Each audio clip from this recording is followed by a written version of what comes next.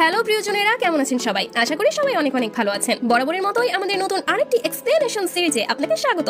আজকের ভিডিওতে আমরা এমন একটি মুভি এক্সপ্লেইন করব যেখানে দেখানো হয় ভালোবাসার এক ভিন্ন রূপ। দুজন মৃত্যু পথযাত্রী একে অপরকে ভালোবেসে ফেলে। জীবনের শেষ পর্যায়ে এসে তারা কিভাবে নিজেদের ভালোবাসা প্রকাশ করবে, তাদের গল্পের শেষটাই বা কেমন হবে, এমন এক হৃদয় বিদারক অসমাপ্ত ভালোবাসার গল্প নিয়েই আমাদের আজকের এই বিশেষ আয়োজন। তবে ভিডিও শুরু করবার আগে একটা অনুরোধ করে রাখি, যারা এখনো আমাদের চ্যানেলটি সাবস্ক্রাইব করেননি তারা কাইন্ডলি সাবস্ক্রাইব করে নেবেন। তাহলে চলুন আর কথা না বাড়িয়ে শুরু করা যাক। সো গাইস, গল্পের শুরুতেই দেখা যায় একটি ছেলেকে, তার নাম আকিটো। আকিটো ছাদের কোনায় দাঁড়িয়ে তার ফোন হাতে নেয়, কারণ সে সোশ্যাল মিডিয়ায় একটা পোস্ট করেছিল মৃত্যুর সবচেয়ে সহজ পদ্ধতি কি। সেখানে একজন কমেন্ট করে উঁচু দালান থেকে লাফ দেওয়া সম্ভবত সবচেয়ে সহজ উপায়। কমেন্টটা দেখে আকিটো সুইসাইড করার জন্য ছাদের কিনারায় গিয়ে দাঁড়ায়। সে যখন লাফ দিতেই যাবে তখনই পেছনে একটা শব্দ শুনতে পায়। আকিটো পেছনে ফিরে তাকায়, সেখানে একটি মেয়ে বেঞ্চে বসে ড্রয়িং করছিল। আকিটো মেয়েটার কাছে যায়, তার নাম ছিল হারুনা। আকিটো হারুনাকে জিজ্ঞেস করে, তুমি কি আঁকছো? হারুনা বলে সে স্বর্গ আঁকছে। এটা শুনে আকিটো কিছুটা অবাক হয়। আকিটো বলে, মৃত্যুকে নিয়ে এভাবে মজা করা ঠিক নয়। হারুনা হেসে বলে, আমি মজা করছি না, আমি আর মাত্র 6 মাস বেঁচে থাকবো, এরপর আমি স্বর্গে চলে যাব, তাই আগে থেকেই স্বর্গের ছবি আঁকছি। হারুনার কথা শুনে আকিটো অবাক হয়ে যায়, কারণ হারুনা আর মাত্র 6 মাস বাঁচবে, তবুও তার মাঝে মৃত্যুকে নিয়ে কোনো ভয় নেই। এরপর আকিটো সেখান থেকে চলে যায়। আকিটো বাড়ি ফিরে আবারও সোশ্যাল মিডিয়ায় পোস্ট করে, কেউ যদি জানতে পারে সে আর মাত্র কয়েকদিন বাঁচবে তাহলে তার অনুভূতি কেমন হবে। এরপর আকিটোর বাবা মা তাকে খাওয়ার জন্য ডাকে। ব্রেকফাস্ট শেষে আকিটো তার কলেজে চলে আসে। সে একটি আর্ট কলেজে পড়ে। এরপর আকিটো কলেজে বসে কিছু পুরনো কথা মনে করতে থাকে। আকিটো তার কলেজের সবচেয়ে ভালো স্টুডেন্ট ছিল। একদিন টিচার এসে তাকে একটি আর্ট এক্সিবিশনে পার্টিসিপেট করতে বলে। আকিটো এটা শুনে অনেক খুশি হয়ে গিয়েছিল, কারণ এই এক্সিবিশনে অংশ নেওয়া আকিটোর স্বপ্ন ছিল। আকিটো পরের দিন খুশি মনে সাইকেল নিয়ে এক্সিবিশনের দিকে যায়, কিন্তু রাস্তায় হঠাৎ করে আকিটোর বুকে ব্যথা শুরু হয়ে যায়। আকিটো অজ্ঞান হয়ে পড়ে। আকিটোর যখন জ্ঞান ফেরে তখন সে হাসপাতালে ছিল। ডাক্তার জানায় তার হার্ট টিউমার হয়েছে, এটা ধীরে ধীরে ছড়িয়ে পড়ছে, এতে আকিটোর হার্ট পুরোপুরি ড্যামেজ হয়ে যাবে। আকিটো আর মাত্র 1 বছর বাঁচবে। এসব শুনে আকিটো ভেঙে পড়ে। তার কোনো কিছুই করতে ভালো লাগছিল না। আকিটো এক্সিবিশনেও অংশগ্রহণ করেনি। এসব পুরনো কথা ভাবতে ভাবতে আকিটোর হারুনার কথা মনে পড়ে যায়। সে হারুনার ছবি আঁকে। আকিটো ভাবতে থাকে হারুনা অনেক স্ট্রং, নিজের মৃত্যুর এত কাছে থেকেও সে ভয় পায় না। আকিটো ঠিক করে সে আজ আবারও হারুনার সাথে দেখা করতে যাবে। এরপর আকিটো হারুনার সাথে দেখা করতে হসপিটালে আসে। সে হারুনাকে লিফটে দেখতে পায়। এরপর হারুনা আকিটোকে নিয়ে তার রুমে আসে। আকিটো এখানে এসে দেখতে পায় হারুনা হসপিটালের রুমটা নিজের মতো করে সাজিয়েছে। হারুনা কয়েক বছর ধরে এই রুমে থাকছে, তাই সে এই রুমটা এখন নিজের মনে করে। তারা দুজন একসাথে অনেকক্ষণ সময় কাটায়। আকিটো কথায় কথায় বলে সেও একজন আর্টিস্ট। এটা শুনে হারুনা খুব খুশি হয়। এরপর হারুনা বলে, আমার স্বপ্ন ছিল আমি আর্ট এক্সিবিশনে অংশ নিব, কিন্তু সেটা তো এখন সম্ভব নয়, তাই তুমি চাইলে আমার স্বপ্ন পূরণ করতে পারো। তুমি আর্ট এক্সিবিশনে ফার্স্ট হলে আমি ভাববো আমার স্বপ্ন পূরণ হয়েছে।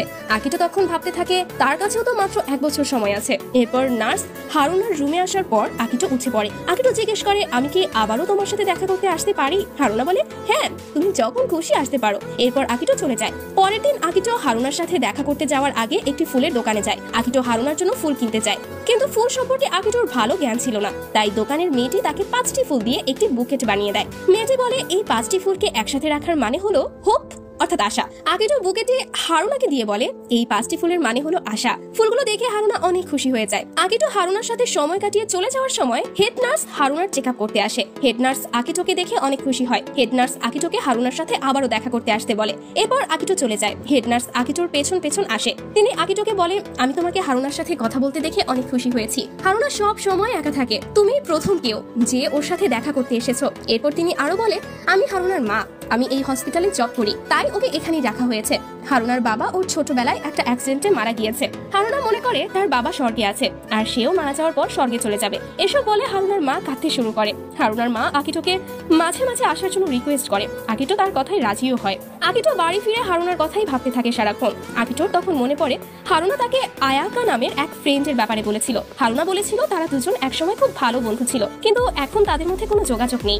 আকিটো পরের দিন আয়াকাকে খুঁজতে যায়, আর তার সাথে দেখা হওয়ার পর আকিটো তাকে হারুনার ব্যাপারে সবকিছু খুলে বলে। কিন্তু হারুনার কথা শুনে আয়াকা রেগে যায়। আয়াকা বলে সে হারুনার নামও শুনতে চায় না। এসব শুনে আকিটো বুঝতে পারে তাদের মধ্যে নিশ্চয়ই কোনো ঝামেলা হয়েছে।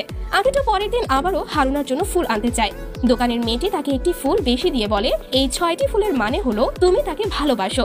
এরপর আকিটো ফুল নিয়ে হারুনার সাথে দেখা করতে যায়। হারুনা বলে আজ একটি ফুল বেশি আছে। আকিটো তাকে দোকানির বলা কথাগুলো বলে না। আকিটো বলে আমি তার রেগুলার কাস্টমার, তাই একটি ফুল বেশি দিয়েছে। এরপর আকিটো তাকে জিজ্ঞেস করে তোমার কোনো বয়ফ্রেন্ড আছে? হারুনা বলে ভালোবাসার জন্য সময় খুবই গুরুত্বপূর্ণ।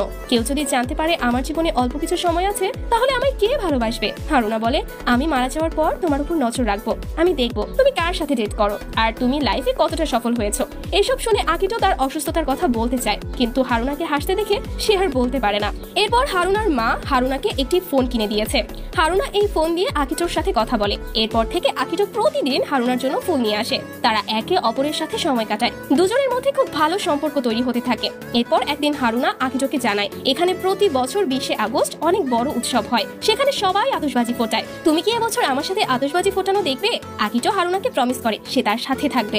আকিটো হাসপাতাল থেকে যাওয়ার সময় তার বুকে প্রচন্ড ব্যথা শুরু হয়। আকিটো অজ্ঞান হয়ে পড়ে। জ্ঞান ফেরার পর আকিটো তাকে হসপিটালের বেডে দেখতে পায়। আকিটোর মা বলে তুমি 1 সপ্তাহ ধরে অজ্ঞান হয়েছিলে। এটা শুনে আকিটোর হারুনার কথা মনে পড়ে। সে তার ফোন চেক করে দেখে হারুনা তাকে অনেকগুলো টেক্সট কল করেছে। আকিটো দেখে আজকে 20শে আগস্ট, আর আকিটো সেদিন হারুনাকে কথা দিয়েছিল যে 20শে আগস্ট সে তার সাথে উদযাপন করবে, কিন্তু সে তো হাসপাতালে, তাই সে আর হারুনার কাছে যেতেই পারেনি। এরপর হারুনা আবারও আকিটোকে কল করে। সে আকিটোকে তার না আসার কারণ জিজ্ঞেস করে, কিন্তু আকিটো কিছুই বলে না। আকিটো ভাবে এসব শুনলে হারুনাও আরো অসুস্থ হয়ে যাবে। ততক্ষণে আতশবাজি ফোটানো শুরুও হয়ে গিয়েছে। হারুনা বলে আমি তোমার সাথে আতশবাজি দেখতে চেয়েছিলাম, এটা হয়তো আর কখনোই হবে না। আকিটো বলে এভাবে বলো না, আমরা পরের বছর একসাথে আতশবাজি দেখবো। এটা শুনে হারুনা কাঁদতে শুরু করে। হারুনা তাকে নিজের ভালোবাসার কথা জানায়, কিন্তু তখন জোরে আতশবাজির শব্দে আকিটো কিছুই শুনতে পারে না। পরের দিন আকিটোর বন্ধুরা তার সাথে দেখা করতে আসে। তারা যখন আকিটোকে নিয়ে হাসপাতাল থেকে ফিরছিল তখন হারুনার মা তাকে দেখে ফেলে।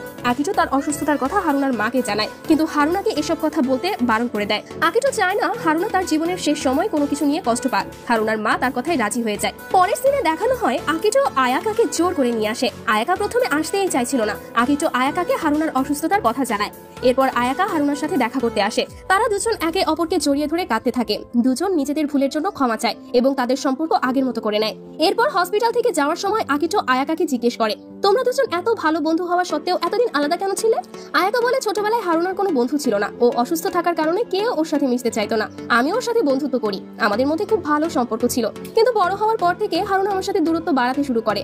হারুনা একদিন বলে আমি কখনো তোমাকে নিজের বন্ধুই ভাবিনি, আমি তোমার মতো হতে চাইতাম, তাই তোমার সাথে মিশেছি। ওর কথায় আমার খুব খারাপ লেগেছিল, তাই এরপর থেকে আমি আর ওর সাথে যোগাযোগই করিনি। আয়াকার এসব কথা শুনে আকিটো বলে হারুনা এরকম নেই না, ও চাইনি ওর মৃত্যুর পর তুমি কষ্ট পাও, তাই ও তোমার সাথে দূরত্ব তৈরি করেছিল। এসব শুনে আয়াকার গিল্ট ফিল হতে শুরু করে। রাতে আকিটোর বাবা আকিটোকে বলে আমি বিদেশে তোমার হার্ট সার্জারির সব কিছু রেডি করে ফেলেছি, এতে 3 মাস সময় লাগবে। এই সার্জারি করলে তুমি আবারও আগের মতো হয়ে যাবে। কিন্তু এটা শুনে আকিটো খুশি হতে পারে না, কারণ হারুনার কাছেও আর মাত্র 3 মাস সময় আছে। আকিটো এই সময়টা হারুনার সাথেই কাটাবে। আকিটো বলে আমি সার্জারি করতে যাব না, আর এটারও তো কোনো নিশ্চয়তা নেই যে সার্জারি করলেই সুস্থ হয়ে যাব। আকিটোর কথা শুনে তার বাবা সেখান থেকে রেগে চলে যায়। পরের দিন আকিটো হারুনার সাথে দেখা করতে গিয়ে দেখে আয়াকা তার আগেই হারুনার সাথে দেখা করতে এসেছে। তারা 3 জন একসাথে খুব ভালো সময় কাটায়। হসপিটাল থেকে যাওয়ার সময় আয়াকা আকিটোকে 2টো টিকিট দিয়ে বলে তুমি হারুনাকে নিয়ে এই ফেস্টিভ্যাল দেখে আসো। পরের দিন আকিটো হারুনাকে নিয়ে ঘুরতে যায়। অনেকদিন পর কোনো অনুষ্ঠানে গিয়ে হারুনার অনেক ভালো লাগে। আকিটো সব সময় হারুনার খেয়াল রাখছিল। তারা সারা দিন অনেক এনজয় করে, এমনকি একসাথে দুজনে সানসেটও দেখতে যায়। হারুনা যখন আকিটোকে বলে আজকের দিনটা তার জন্য সবচেয়ে আনন্দের দিন ছিল, এমন একটি দিন উপহার দেওয়ার জন্য তোমাকে অসংখ্য ধন্যবাদ। হারুনা বলে আমার জীবনে হয়তো এমন সময় আর কখনোই আসবে না। এসব শুনে আকিটো কাঁদতে থাকে। হারুনা আকিটোকে জড়িয়ে ধরে থাকে। তারা দুজনেই একই কষ্টের মধ্যে দিয়ে যাচ্ছিল, কিন্তু কেউ নিজেদের মনের কথা বলতেই পারছিল না। পরের দিন আকিটো খুব সকাল সকাল হারুনার সাথে দেখা করতে আসে। হারুনা তখন ড্রয়িং করছিল। আকিটো দেখতে চাইলে হারুনা বলে তুমি এই ড্রয়িংগুলো আমার মৃত্যুর পর দেখো। এরপর হারুনা আকিটোকে তার একটা পোর্ট্রেট বানাতে বলে। আকিটো যখন ছবি আঁকছিল তখন তারা দুজন নিজেদের মনের মাঝে জমানো কথাগুলো বলতে থাকে, কিন্তু কেউই তাদের ভালোবাসার কথা স্বীকার করতে পারে না। এরপর ছবিটা আঁকা শেষ হলে হারুনাকে সেট দেখায়। হারুনা ছবিটা দেখে বলে তুমি তো খুব ভালো আঁকতে পারো, আমি চাই তুমি আর্ট এক্সিবিশনে অংশ নাও। আকিটো তার কথায় রাজি হয়ে যায়। পরের দিন আকিটো হারুনাকে তার ভালোবাসার কথা বলবে বলে ঠিক করে, কিন্তু হসপিটালে আসার পর আকিটো দেখতে পায় হারুনার অবস্থা আগের চেয়ে অনেক বেশি খারাপ হয়ে গিয়েছে। হারুনাকে আইসিইউতে নিয়ে যাওয়া হয়েছে। আকিটো তখন অনেক বেশি কষ্ট পায়। সে আকিটোকে মেসেজ করে তার ভালোবাসার কথা জানায়, হারুনাকে বেঁচে থাকার জন্য অনুরোধ করতে থাকে। হারুনা অনেক টেনশন করতে থাকে আর সেই সাথে কাঁদতেও থাকে। এতে আকিটোর বুকে ব্যথা শুরু হয়ে যায়। তার হাত থেকে ফোনটা পড়ে যায়। সে তখনও হারুনার কথাই মনে করতে থাকে। অবশেষে আকিটো জ্ঞান হারায়। অন্যদিকে হারুনা তার জীবনের শেষ নিঃশ্বাস ত্যাগ করে। অনেক চেষ্টা করেও তাকে আর বাঁচানো যায়নি। কিছুদিন পর আয়াকা আকিটোর সাথে দেখা করে। আয়াকা কেঁদে কেঁদে বলে, তুমি কেন সেই সময় হারুনার সাথে ছিলে না? হারুনা তার জীবনের শেষ মুহূর্তেও তোমাকে পাশে চেয়েছিল। ও একবার জেগে উঠেছিল আর তখনও তোমার নাম নিয়েছিল। তুমি কেন ওর পাশে ছিলে না? আয়াকার প্রশ্নের কোনো উত্তর আকিটোর কাছে ছিল না। আকিটো চুপ করে বসেছিল। আয়াকা চলে যাওয়ার পর হারুনার মা আকিটোর কাছে আসে। সে তাকে হারুনার ড্রয়িং নোটবুকটা দেয়। হারুনার মা বলে, এই নোটবুকটা হারুনা তোমাকে নিয়েই রেখেছিল আর এটা ও তোমাকে দিতে বলেছে। এরপর আকিটো হারুনার নোটবুকটা নিয়ে হসপিটালের সেই রুমটাতে আসে যেখানে হারুনার ভর্তি ছিল। এরপর আকিটো নোটবুকটা খুলে দেখে সেখানে প্রথম পেজে এই রুমটার ছবি আঁকা ছিল আর সেখানে লেখা ছিল, আকিটো, আমি প্রথম যে স্বর্গ এঁকেছিলাম সেটা সত্যিকারের স্বর্গ ছিল না। আমার কাছে এই রুমটাই আসল স্বর্গ, কারণ আমি এখানে তোমার সাথে সবচেয়ে বেশি সময় কাটিয়েছি। তুমি আমার জীবনের সবচেয়ে স্পেশাল মানুষ। তুমি আমার জীবনটাকে সব সময় রাঙিয়ে ভরিয়ে দিয়েছো। এখন আমার বাঁচার ইচ্ছে বেড়ে গিয়েছে। আকিটো দেখতে থাকে সবগুলো পেজেই তাকে নিয়ে লেখা আর শেষের পেজে 3টি ফুলের ছবি আঁকা ছিল। এসব দেখে আকিটো কাঁদতে থাকে। আকিটোর তখন হারুনার স্বপ্নের কথা মনে পড়ে। আকিটো ঠিক করে সে আর্ট এক্সিবিশনে অংশ নেবে। এরপর আকিটো তার হার্টের অপারেশন করে। আকিটো সুস্থ হয়ে ওঠে আর আর্ট এক্সিবিশনের জন্য কঠোর পরিশ্রম করতে থাকে। আকিটো কিছুদিন সুস্থ থাকলেও এরপর তার ক্যান্সার ধরা পড়ে। আকিটো আবারও অসুস্থ হয়ে পড়ে, কিন্তু সে এক্সিবিশনের জন্য একটা ছবি কমপ্লিট করতে চায়। আকিটোর ক্যান্সারের খবর শুনে আয়াকা আকিটোর জন্য ফুল নিয়ে আসে। সে আকিটোকে হারুনার ফোনটা দেয়, যেখানে দেখা যায় হারুনা আকিটোর নিয়ে আসা সবগুলো ফুলের ছবি পোস্ট করেছে, কিন্তু একটা পোস্ট প্রাইভেট করা ছিল। আকিটো সেখানে অনেকবার পাসওয়ার্ড দিয়ে পোস্টটি ওপেন করার চেষ্টা করে। শেষে আকিটোর চোখ হারুনার ড্রয়িং এর দিকে যায়। সে 3টি ফুল লিখে পাসওয়ার্ড দেওয়ার পর পোস্টটি ওপেন হয়ে যায়। আকিটো দেখতে পায় হারুনা সেই পোস্টে তার ব্যাপারেই লিখে রেখেছে। হারুনা লিখেছে সে প্রথম থেকেই আকিটোকে লুকিয়ে লুকিয়ে দেখতো, কিন্তু আকিটোকে কখনোই বুঝতে দিত না। আকিটো যখন থেকে তার সাথে দেখা করা শুরু করে তখন সে অনেক খুশি ছিল। হারুনা আরো লেখে সে আগে থেকেই জানতো আকিটো অসুস্থ। হারুনা তার মায়ের থেকে আকিটোর সত্যিটা জেনেছিল, কিন্তু হারুনা আকিটোকে কিছুই বুঝতে দেয়নি, যাতে তারা দুজনের সাথে ভালো সময় কাটাতে পারে। হারুনা শেষে লিখে রাখে, আকিটো, আমি তোমাকে উৎসবের দিন কিছু একটা বলেছিলাম, কিন্তু তুমি বুঝতে পারোনি। আমি এখন আর সেটা বলবো না, কারণ শেষ অবধি তুমি নিজেই বুঝতে পারবে। তুমি আমাকে 6টি ফুল দিয়েছিলে, আমি সেটার মানে জানতে পেরেছি, তাই আমিও তোমাকে 3টি ফুল দিয়ে গেলাম।